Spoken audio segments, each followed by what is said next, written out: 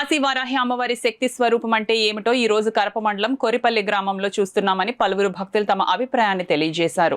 ఆషాఢ మాసం పురస్కరించుకుని శ్రీ శ్రీ శ్రీ కాశీ వారాహి అమ్మవారి ఆలయం వద్ద ఆషాఢ గుప్త నవరాత్రుల్లో భాగంగా 3వ రోజు అమ్మవారు స్వప్న వారాహి అవతారంలో దర్శనమిచ్చారు. ఆలయ అర్చకులు చెరుకూరి సుబ్బన్న ఆధ్వర్యంలో ఉదయం 5 గంటల నుంచి అమ్మవారికి ప్రత్యేక పూజలతో పాటు మాలధారణ వేసిన భక్తులతో ప్రత్యేక పూజలు చేయించారు. అనంతరం అమ్మవారిని ఉదయం 6 గంటల నుంచి భక్తుల దర్శనం కోసం అమ్మవారిని ప్రత్యేకంగా అలంకరించి పాలసముద్రంలో స్వప్నవారాహి అవతారంలో అమ్మవారిని సుందరంగా అలంకరించారు. అమ్మవారి అగ్నిజ్వాలగా పురేలమాలతో 4 భుజాలతో దర్శనమిస్తారు. దర్శన ఫలితం అమ్మవారిని దర్శించడం, ఆరాధించడం వలన పీడకలలు తొలగించి నిద్రలో భయాలను పోగొట్టి భవిష్యత్తులో జరిగే శుభాలను స్వప్నవారాహి అమ్మవారు ఆరాధించడం వల్ల ముందే తెలియజేస్తుందని నమ్మకంతో అమ్మవారిని దర్శించేందుకు భక్తులు తండోపతండాలుగా వేలాది మంది వచ్చారు. అదేవిధంగా గత 22 వారాల నుంచి శ్రీ శ్రీ కాశీవారాహి అమ్మవారి సన్నిధిలో జరుగుతున్న సామూహిక కుంకుమ పూజలు నిర్వహిస్తున్నారు. ఈ పూజా కార్యక్రమాన్ని ఆలయ అర్చకులు చెరుకూరి సుబ్బన్న వచ్చిన భక్తులచే కుంకుమ పూజలు చేయించారు.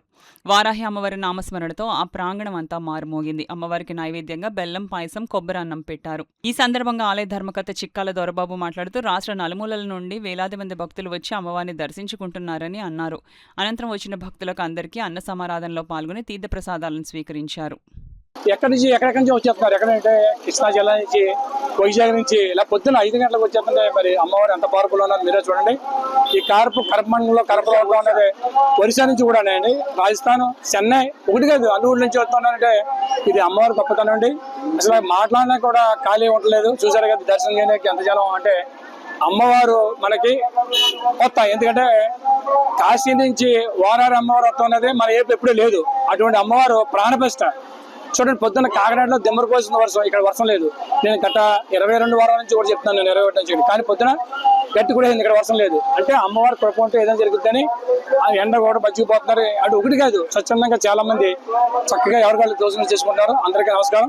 కానీ నా వ్రతం చేస్తాను అని పలికిన తర్వాత చెయ్యకపోతే మీకు ఇబ్బందులు తప్పవన్నాడు. అది ఆ పూజతో సరిపోలేదు. మీకేనదే చెప్తున్నాను. మాల వేసుకోకపోయినా పర్వాలేదు, కానీ మాల వేసుకున్న తర్వాత ఈ 10 రోజులు మనం నిష్ఠా నియమాలు సత్య ప్రమాణంగా చేసేటువంటి విధానంలో ఆచరించాలని భక్తులందరికీ తెలియజేస్తున్నాం. ఎందుచేత మన గురించి ఈ సత్యనారాయణ మూర్తి అంటారు, విన్నారా? సత్యనారాయణ మూర్తి. ఆయన మూర్తి లేదు. అన్నవరంలో 128 సంవత్సరాల క్రితం రాజుగారికి కలలో కనిపించి ఫలానా రత్నగిరి మీద నేను ఉన్నాను విగ్రహ రూపంలో, నన్ను ప్రతిష్ఠ చేయండి అంటే ఆ రాజుగారు ఏం చేశారో తెలిసాయండి? అందరినీ తీసుకుని వెతుకుతున్నారు కొండ మీద. రాజుగారు కనపడలేదు విగ్రహం. ఇప్పుడు అన్నవరంలో ఉండేటువంటి సత్యనారాయణమూర్తి వారు రాజుగారు కనపడలేదు. ఎవరు కనపడో తెలిసాయండి? మూర్తి.